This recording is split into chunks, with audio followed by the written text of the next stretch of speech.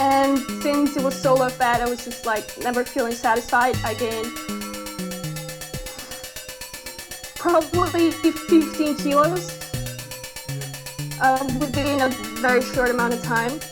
And I could eat up, at some points I was eating up to 5,000 calories.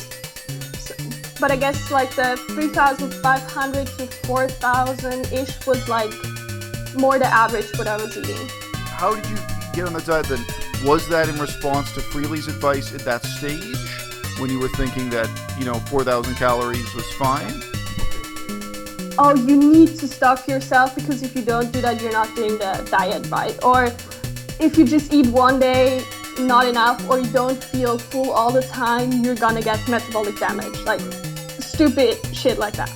Yeah, it's like kind of religious, you could compare it to some kind of religious belief where you have to like sin for your past or something like that. You actually were already interested in raw foodism before you got involved with Freelee's diet. So for you, you actually went from a raw food diet to the raw till 4 diet. Yeah, I actually at the beginning I didn't even understand her accent, so yeah. I'm sure you've improved your English by listening to Durian Rider and Freelee swearing a lot. You learned a lot of curse words from Australians. Learning English with Freelee and Durian Rider.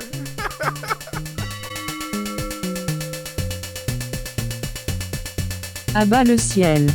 Well, we can both compare. Did you learn a little bit of how to read and write the Thai language? Like, I know it's hard. But okay. Well, that's the funny thing. So most people say reading and writing Thai is very, very difficult, which you can see just from the science. Like it's not simple. But I'm in the one class of people for whom it's easy. I had already studied the ancient languages. So Pali and Sanskrit are these ancient languages for the region. So it's really funny, but what all the other foreigners find difficult, and even what Thai people find difficult in the reading, for me was easy. So I had this huge advantage with the reading and writing system. And I say to people, well, it's like if you go to Europe and you've already studied Latin and Greek, and then learning Europe. But of course... Yeah, it makes everything so much easier, because I had to study Latin at school. Oh, yeah. So I got to a level where I was starting to do like the original texts, like Caesar and that kind of stuff. Yeah. And I it is the basis for everything in Europe, basically. Right. Well, okay, but so that's really interesting. So Lea, I didn't know this about you. You've got like 5 languages under your belt already. But what? Because I know they're all mixed. Italian, English, Latin, and yeah. Right, and Japanese, and we're not counting Thai. But if you wanted to, you could add. You could add Thai. I know. I just know kapung cha, two numbers, and like. But if basic stuff. When you're applying for a university, you can add Thai to your list of languages. You can exaggerate that one. It's okay. But that's interesting. So are you 20 years old now or what? You're about 20. Okay. Well, look, you've got a lot of advantages in life. Then that's great. I mean, I'm happy for. The thing is, I say I'm happy for you. Actually, I'm sad for you because I know how much work it is to study languages. And with any one of those languages, you don't know how much will it be part of your future or what have you.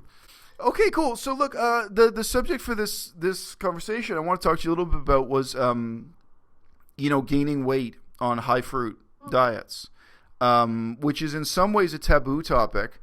I'd like to think just during the last 1 year, though, I think people have gotten a lot more honest about it. Like it's gone from being a secret to being something people recognize as important and need to talk about. Yeah. So mostly I'm gonna listen to you. I'll ask some questions to prod you along. I would say in general, I think the people for whom the high carb, low fat diet works the best are the people who do not follow the diet.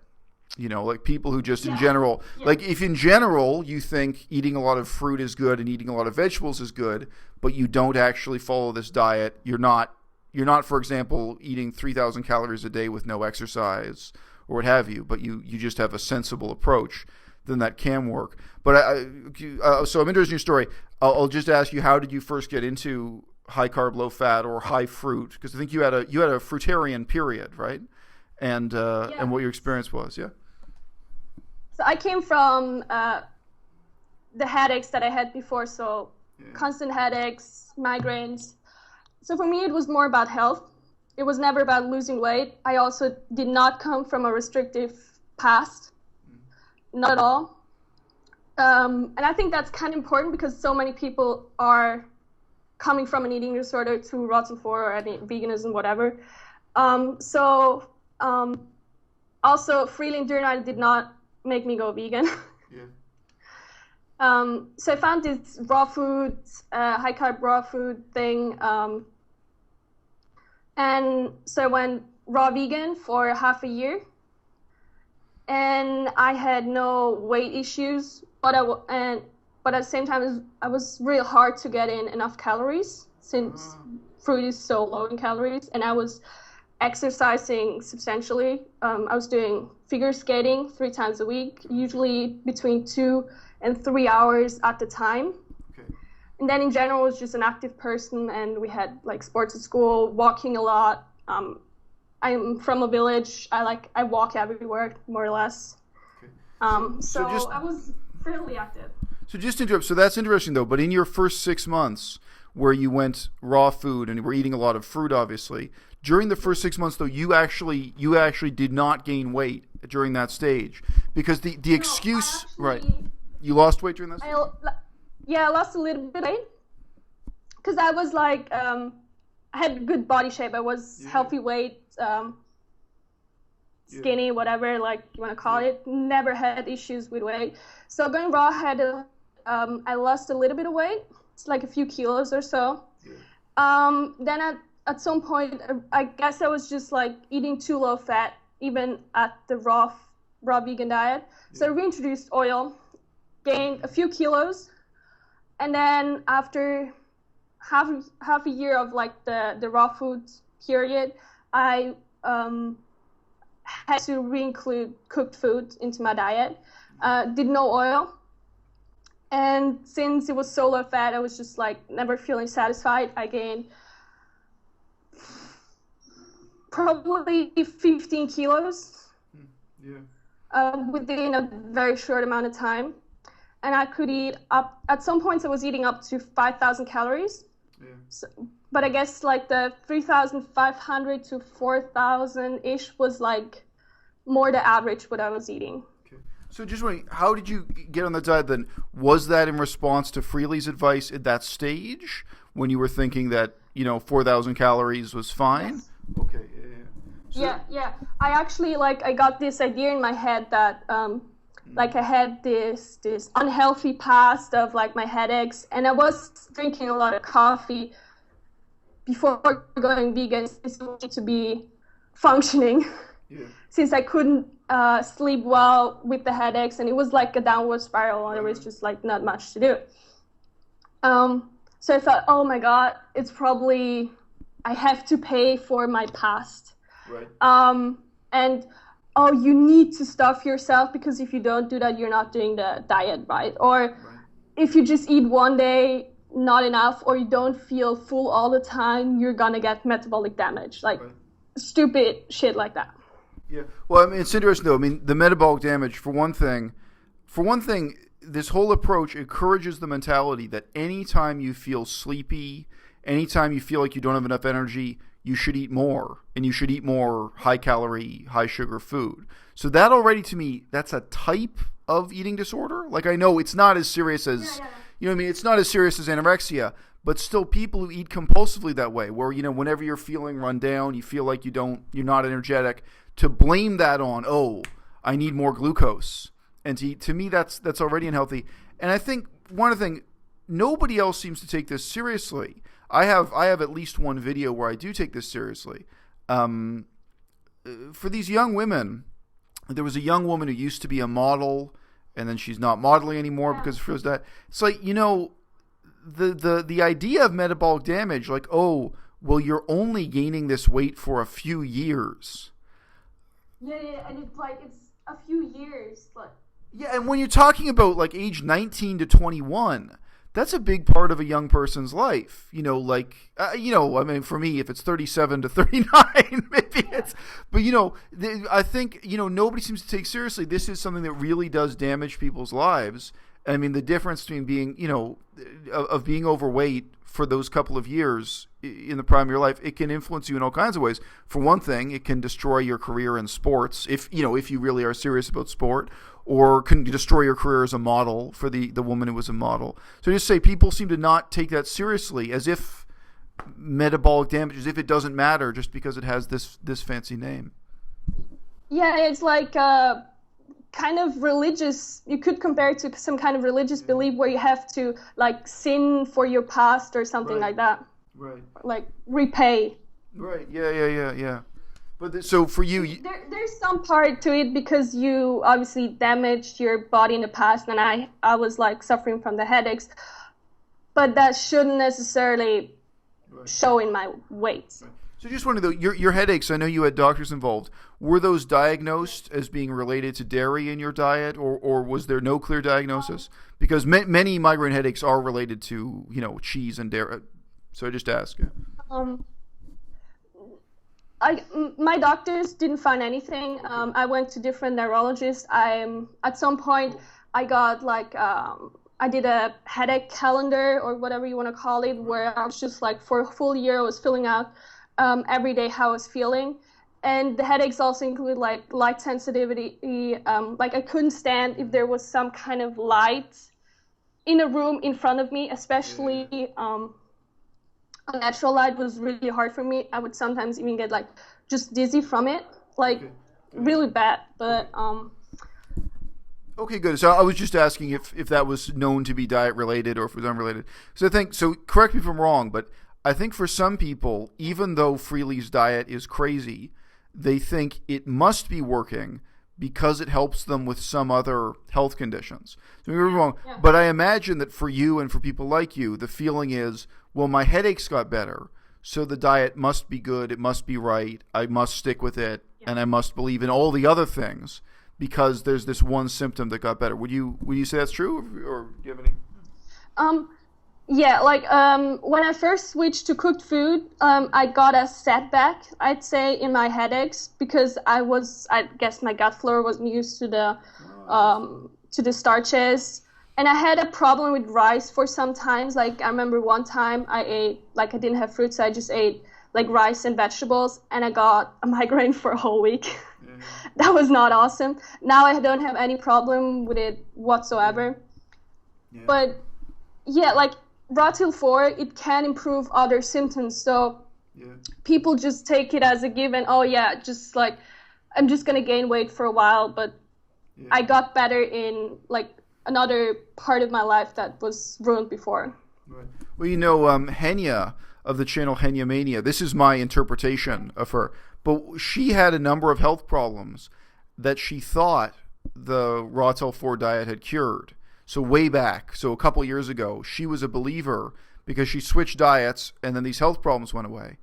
But eventually what she figured out was, no, the health problems came back again. Like, they had just gotten better temporarily, and they didn't really relate to the diet, and the diet had these other problems. But I think for her, I think it took her several years to get rid of that impression where she felt this diet had cured me. Therefore, this diet has all the answers, and therefore, even if it's 3,000 calories a day, she should follow the other elements of the diet.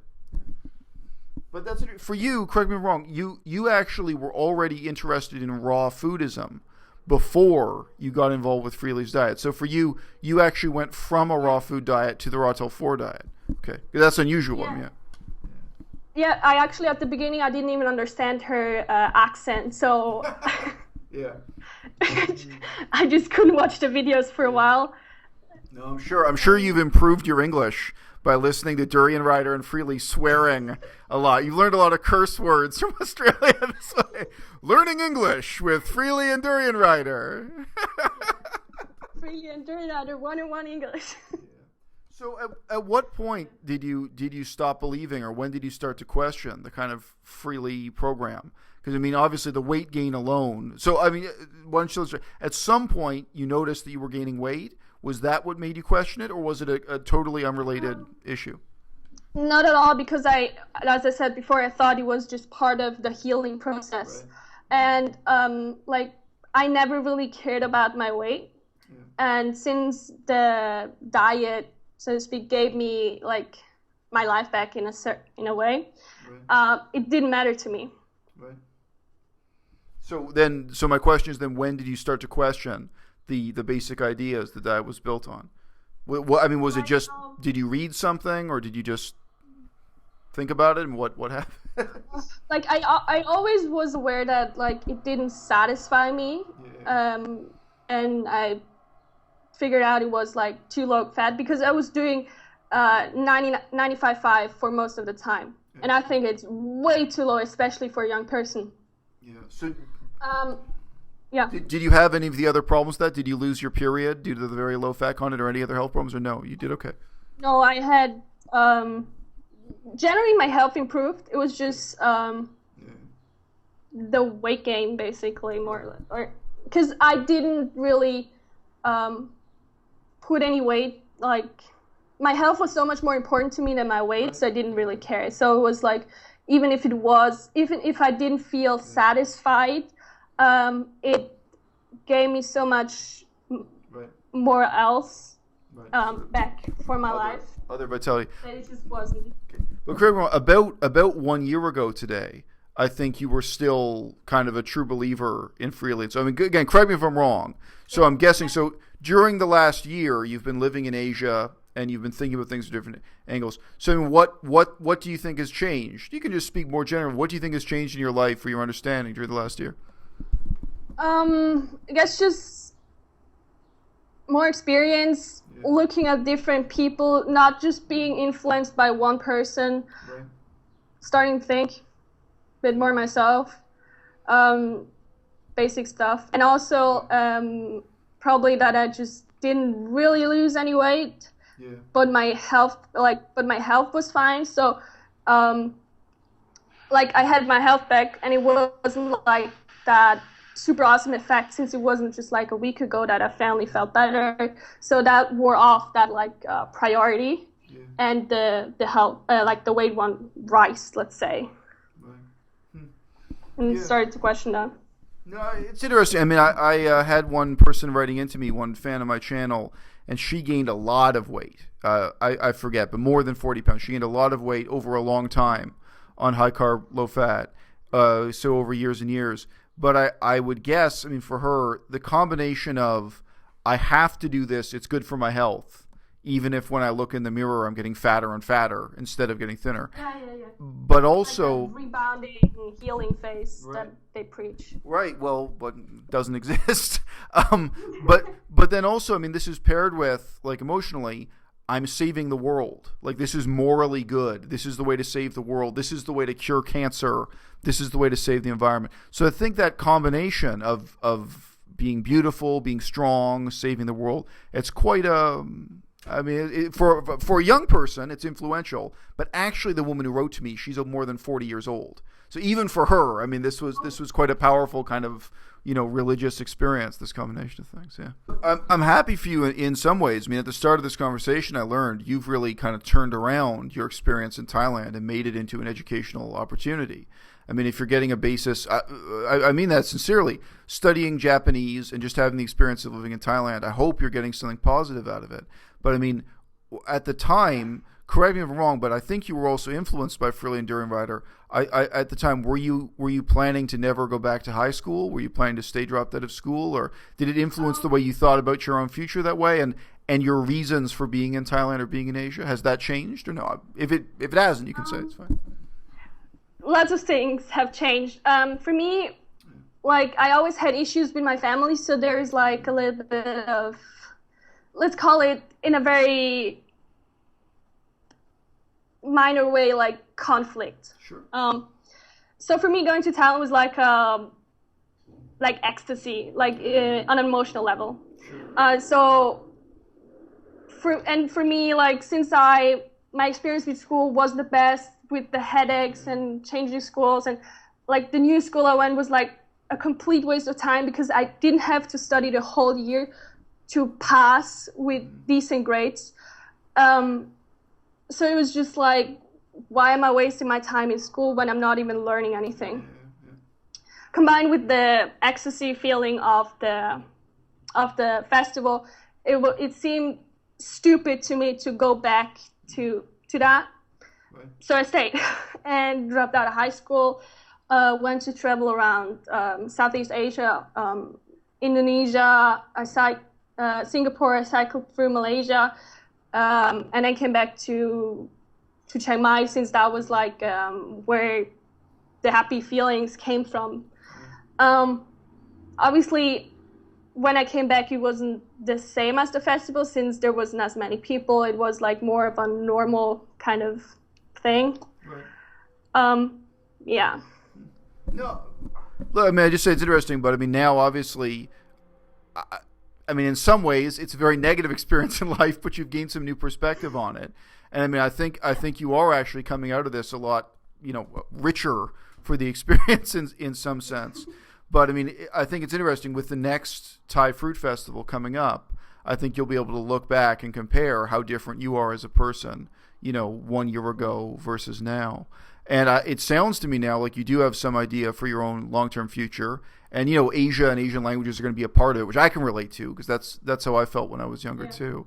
And that, ultimately getting an education and getting a real job is a part of it. But, meanwhile, as I say, other people I do see them dropping out of school. I've talked about that repeatedly on my channel. And kind of worshiping this being on vacation forever thing. It's like, well, somebody has to be a medical doctor. Somebody has to go to school and work in a hospital. Somebody, all the things that make life possible, all those respectable roles, all that responsibility, it's still waiting for you. And, not everyone can live like Durian Rider. And not everyone wants to. So, yeah, I try to talk about that stuff. Okay. And his past is pretty horrible. I mean, from drug use to welfare and everything. Yeah. It's just recently that he, turned his life around. Yeah, and anyway, I've said that on my channel many times. Like, if he were my own brother, I would just say, I'm so happy for you. Like, I'm so happy you got off the drugs. I'm so happy you're not homeless. I'm so happy you're not in jail. And that would be it. But he's in a very strangely influential position over people who, one way or another are kind of weak enough to fall under his spell, which, Yeah, because I think, people get hooked onto them when they were in some kind of emotionally unstable place. Right. And that's why they look up to them, because they give them direction, they give them hope, they give them a mission, they give them purpose. So that's why I think also people are so so extreme in their way of sticking to them, even if they say something completely ridiculous and disrespectful. Right. Or even if they just gain 20 pounds or gain 15 kilos or whatever, where they're ignoring that. You want to believe in it so much because it you think it gave you so much value. Right. Well, I always preach that. What's it again? Attitude of gratitude. Carve the fuck up. Harden the fuck up. No excuses. Just do it. That kind of Right, and that also leads ultimately to victim blaming. Because if you're fat, it's your fault. It can't be Freelee's fault. It can't be the diet's fault. You should feel bad, et cetera, et cetera. Yeah. So I'll just mention. No way that you have been manipulated or anything, or just made some belief. Or just, you may have a job where you can't burn 3,000 calories a day. Not everyone is doing long distance cycling. I've mentioned in my channel, I used to do long distance cycling in Thailand, and it's true. You can burn a ton of calories, just the sweating, even more than the muscular exercise because of the heat. But if you sit at a desk reading books all day, you can't hold down that lifestyle. Anyway, I was just going to mention, I think it's funny, the contrast, because many of the people who endorse Freelee and Durian Rider, where they kind of promote them and they want their own YouTube channel to be promoted to their friends, they don't follow the high carb, low fat diet. They're vegans. Like all the bodybuilders, including the ones who are personal friends with Durian Rider, they're all tracking their macros, keeping their calorie count low, keeping their protein intake high. So it's a high protein, limited carbohydrate, limited calorie diet, they're not eating unlimited carbohydrates. They're eating limited carbohydrates. And I'm not, possible to eat unlimited. Yeah. For me, the main thing that's appealing about having a lot of fruit in your diet is that you're doing less cooking. And for me, I live alone. I don't really want to cook a complex pasta and then sit and eat it alone. To me, it's kind of pointless. So I just say there are other reasons that have nothing to do with weight loss, for why I eat a lot of fruit or why other people might be drawn to fruitarian or high carb, low fat lifestyle. So, Anyway, cool. I wanted to keep this interview relatively short. So shall we stop it here? From my perspective, I'm going to see you in Chiang Mai in a couple of weeks because we're both going to be in Thailand.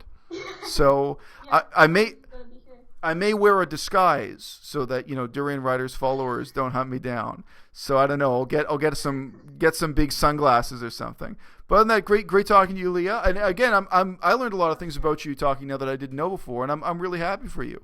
So and maybe both of us, maybe Japanese will be part of our futures, and maybe Thailand will be part of our futures. But stay in touch. I hope I talk all the time on my channel about how hard it is to know 5 people you can cooperate with.